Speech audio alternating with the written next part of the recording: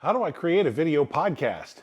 What a great question. There are so many advantages to that that is going to do wonders for your business. First, I would highly encourage you do so. Second, there are a few things that we need to cover, and we'll go over those next. By the end of this video, we're going to cover two major subjects. Number one, what is it going to take to set a great foundation for a video podcast?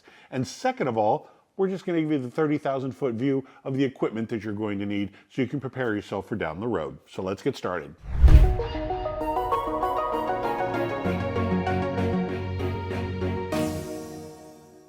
I'm Nick Natarella with AdWise Creative. I've been in post-production with audio, video, copywriting, radio commercials, voiceover, you name it. I've been doing it for about 35 years now. And to set a really good video podcast foundation, the three main things you need to concentrate on are, number one, your audience. So for your business, this works especially well for a service-based business, whether you're a fitness coach or a life coach or maybe a business consultant or something along those lines. A service-based business. Financial planner would be a good one. You need to know your audience, and not just for just the plain and simple fact of, who your ideal avatar is, but you're going to need to know what they're asking you, what they're looking for. What is it that spurred their interest into something like this? Like I like to say, nobody wakes up at 2 o'clock in the morning, shoots up straight up in their bed and goes, oh my gosh, I need a pool. That's not how it happens. Chances are there is a seed that was planted somehow, some way. And they've been thinking about this for hours, days, weeks, months, years, maybe even. And this is something that they are going to finally start to get into. Now, along the way, they've got this internal dialogue going on, asking questions and trying to figure certain things out when it comes to the business or your niche or whatever it is that they're looking for that you happen to be an expert in. So knowing what your audience is looking for will give you the best launching place for making your video podcast, because you need to start answering the questions that they are already asking. Now, to find these topics, what you do is a couple different ways. Start off with, say, Google or maybe even YouTube, and start to type in some things that would apply to your niche or to your specialty. So let's say you're a financial planner and somebody wants to, the question, very typical question is, how do I start investing in the stock market? How do I start investing in stocks? Two very similar questions, but two very different wording. When it comes to YouTube and when it comes to SEO and when it comes to Google, that one little tiny word difference does make all the difference in the world. I would strongly suggest you make two separate videos with a little bit. You probably have a lot of information that overlaps, but there's going to be a slight twist that you can probably give it. And that way you end up having two videos that cover both of those titles. And what you're going to do is, once you've found that title, like I said, back up to the whole Google YouTube search thing, as they start to type that in, how do I get started in investing? Then there's going to be several, YouTube will do its drop down, or Google will do its little drop down suggestions. There will be a whole bunch of suggestions to finish that sentence. Every single one of those may be a good video for you to shoot. Now, there may be some others that you don't want to get into. Maybe there's something about investing in, crypto. Maybe you don't like crypto, or maybe that's not part of your offerings, or maybe gold isn't what you offer. If there's something on that list that you don't do, don't worry about it. You don't have to do a video on that. But a bunch of the others that pop up, that may be something that you want to address, and it'd be really good for you to have a video with that title. And I do mean specifically that title. You take that verbatim and make that the title of your video and give them your answer. See, these people are looking for this stuff. Like I said a moment ago, there's this internal dialogue going on. They've got a few questions about the biz, about whatever it is that you offer, but right now they're just hypothetical questions because they haven't found anybody that can actually answer them for them. These are just a few things that maybe they're writing down for an interview question later or something like that. Either way, if they start typing it into Google or YouTube, up pops your video and you've got the answer for them, and you just simply tell them what you know. It's a very simple teaching, informational, talking head type of video. It's pretty much what I do across the channel here. Show you, demonstrate, answer your questions. That's pretty much what I'm doing right here. So if you want any type of an example or an idea, start here. The next step would be, that becomes your topics. Those become all of your topics and your titles. That becomes your SEO information. One other way that you can look for titles is with an SEO product. SEMrush is one, Ubersuggest, any one of these programs that actually does keyword research. Type in a couple words, 2, 3, 4 words that you want to be known for, and then a lot of these will have another button off to the side called questions.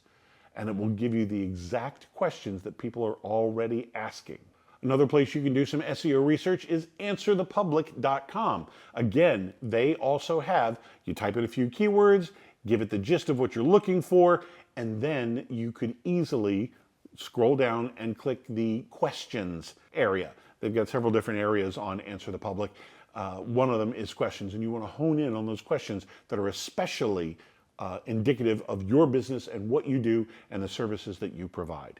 And all of that kind of stuff is what we go over here at this channel. Anything from YouTube to podcasting to blogging, whatever it has to do with making your business more successful on social media, so you can just put it on autopilot and let it run and have clients come to you. That's what we do here. So be sure, did this video help? Click a like. If you want to catch all the other stuff that we go over, be sure to subscribe and don't miss a single episode.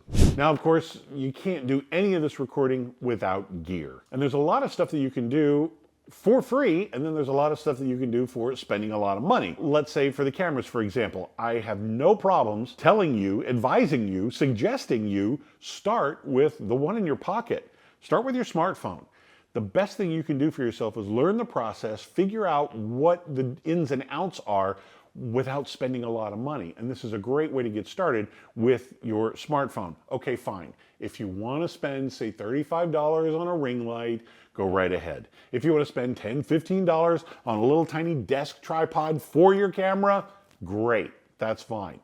I don't want you to get too involved with cash right up front, because what happens if you decide, you know what, yeah, I see the value, but I just don't want to do this. Fine. You're only in it for less than 50 bucks at that point between a light and a small tripod or less. Don't overspend up front. You can always improve and expand your gear later. Get the ins and outs of it. Start practicing it. Start developing your delivery. Start working on your lighting setup, that kind of thing. There's a whole bunch of stuff you can do without spending a lot of money and making your videos look good. In fact, there's a bunch of stuff you can do when it comes to writing scripts, and that is just a pen and paper or typing it up on the computer already. Get started the right way before you start spending a lot of money. The microphone, sure, you got a microphone that's built into your smartphone. Again, I've mentioned this in a previous video. If you decide to keep with this, if you decide to move forward with this, one of the first things I would suggest you do is buy an upgraded microphone for two reasons. Number one, for better sound quality, but number two, also as a backup. Heaven forbid, something should go wrong, it's probably going to go wrong on the audio side. Record didn't get pressed, maybe the microphone battery died, something along those lines, something's going to go bad with the sound. And trust me, if you've got like an air conditioner or dogs barking in the background or something like that, that can just ruin the whole thing, an air conditioner running the whole time, maybe even some kind of a buzz or something like that. If you've got a separate source, maybe it doesn't have the buzz in the other recording. You're always going to want to back up when it comes to audio. For lighting, sure, you can spend thousands of dollars on a whole bunch of different lighting. There's spotlights and beauty lights and close-up lights and box lights and all kinds of stuff. Or you can simply sit in front of a window. The sun is free. Go outside and sit underneath a tree. Be sure you're in some shade so you don't have some really harsh shadows or anything like that. Fine. Get started. Start learning the ins and outs of shadows and angles and stuff like that. There's plenty to learn before you spend any money. Like I said, you could always spring for a ring light, or if you do want to sit in front of a window, if there's direct sunlight coming in through the window, I would strongly suggest you buy like one of those frosted shower curtains to put in front of the window. That'll soften the light and soften those shadows as well. Make it look a lot more natural instead of just that sharp line going across your neck or onto your shoulder or something like that. And finally, you got to put it all together. There's editing software.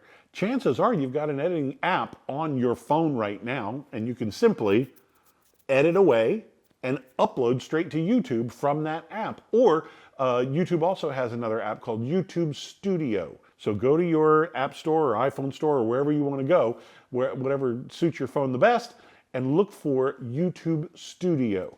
That also gives you a lot of analytics reports, a bunch of stats and stuff like that. And again, that's free, and there's nothing better than learning the system. There is so much to your analytics, and if you can start learning them up front, they will only improve your videos as you go along. Don't ignore your numbers. They are a goldmine to help you improve. There's some editing software out there that's free and like Hollywood caliber. There are also some out there that you come across with a monthly subscription, or there's some out there that you just pay once for, and that could be anywhere between $300 and $600, maybe even $1,000, but it's a one-time payment. Any one of those can get your foot in the door, start learning the craft, start learning the trade, and improve from there. Nothing's going to be perfect up front, but boy, oh boy, it takes the sting out of learning when you can get all your stuff for free, that's for sure. Speaking of which, I do have a free gift for you, especially when it comes to that free editing software. I have a free guide for free video editing software. There's a link down below in the description. Click on that and download your copy of it right now. Anything from, it doesn't matter what platform you're on, Mac, Windows, Linux, they've got free software on there across the board. Some simple stuff, some very complex stuff. And yes, it's free. A lot of rabbit holes you can run down, but again, I suggest you focus on the very few things that will actually get your videos produced and uploaded. That's where you need to start. Do it when it's free, and not do it before you spend a lot of money and not after, because that can be kind of painful. I'm Nick Natarella with AdWise Creative. Thank you for watching.